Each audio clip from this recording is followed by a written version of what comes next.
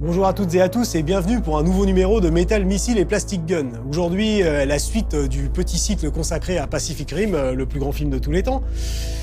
Nous allons passer dans l'autre camp à présent, puisque nous avons vu la dernière fois Gypsy Danger, le Jaeger. Nous allons voir aujourd'hui Knifehead, le kaiju de catégorie 3. Là aussi, qui laisse supposer qu'avant il y en a eu, et puis qu'après, il y en aura d'autres. Nous allons libérer la bête, c'est le cas de le dire. Donc je pose l'énorme boîte, je l'ouvre. Attention, voilà.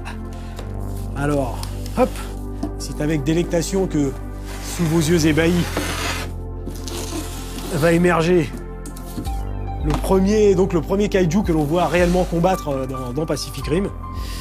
Voilà, alors bon, là, bien sûr, c'est quelque peu, je vous le montre, hein, parce qu'il faut quand même que vous fassiez les choses en connaissance de cause. C'est que Knifehead est tellement imposant qu'il est conditionné en plusieurs parties, parce qu'une fois monté, il prend encore plus de place. Donc je vais sortir les pièces de ce fantastique kaiju. Dans un premier temps, nous avons de nouveau un indice sur sa taille et surtout son poids. C'est-à-dire, voici un socle. Donc pareil, hein, ma main vous donne un ordre d'idée de la dimension. C'est du socle parce qu'il va y avoir vraiment de la tonne à surélever. Ensuite, on enlève les protections des bras. On va commencer par sortir le corps, hein, c'est quand même le passage obligé. Voilà, le corps est sorti. Je vous rappelle que dans le film, notre ami Knifehead est censé mesurer 96 mètres 07 et peser 2700 tonnes. Et bien, disons qu'à sa modeste échelle, le jouet essaye de ne pas démériter. Et croyez-moi, c'est du lourd. Voilà notre ami Knifehead, le kaiju de catégorie 3, fidèle au film. Le jouet de Knifehead possède des griffes d'une taille vraiment effrayante. Si vous n'êtes pas précautionneux, ça pourrait limite être dangereux, quoi. Autre intérêt, les doigts sont articulés, les doigts des griffes sont articulés, mais vous voyez que ce sont vraiment des griffes énormes, vraiment pointues. Comme vous pouvez le constater, comme l'a indiqué Guillermo del Toro, le design général est celui d'un requin. L'idée c'était de prendre la tête d'un requin et de l'allonger pour obtenir la tête de couteau qui fait que Knifehead s'appelle Knifehead. Et puis bon, il y a bien sûr d'autres ressemblances, sont les dents très effilées comme sur une mâchoire de requin.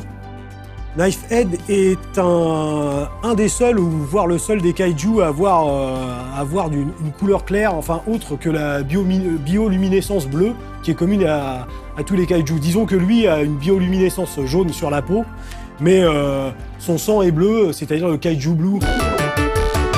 Donc Knifehead est doté d'une espèce de carapace qui est dans un plastique semi-solide. Voilà la queue qui tient bien. Voilà, il est énorme, il est menaçant, il s'en prend déjà à sa boîte, c'est pour vous dire s'il est agressif. Et puis, je crois que le moment est venu du pinacle de la joie et de l'exultation suprême, à savoir ceci. D'un petit bouton habilement dissimulé, j'appuie et nous parlions de bioluminescence bleue.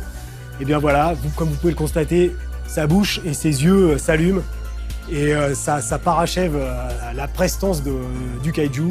Je vous conseille de le mettre dans une pseudo-pénombre et ça donne vraiment très très bien. C'est vraiment un monstre énorme avec des yeux qui s'allument. C'est super sympa. Ça fait un peu penser aux jumbo des robots japonais, des gros jouets vraiment de très très grosse taille avec de la bonne feature qui écrase bien tout le reste. Voilà, je ne sais pas si vous vous rendez compte, mais j'ai énormément de plaisir à vous présenter Knifehead parce que c'est vraiment un superbe kaiju. Il est lourd, il est conséquent. La lumière, c'est vraiment une excellente idée qui donne un plus au jouet et qui rappelle le film. C'est vraiment génial. Voilà, une tête de couteau, de la bioluminescence bleue, des griffes acérées. Une fois de plus, une preuve que les jouets sont quelque chose de beaucoup trop sérieux pour être confiés aux enfants.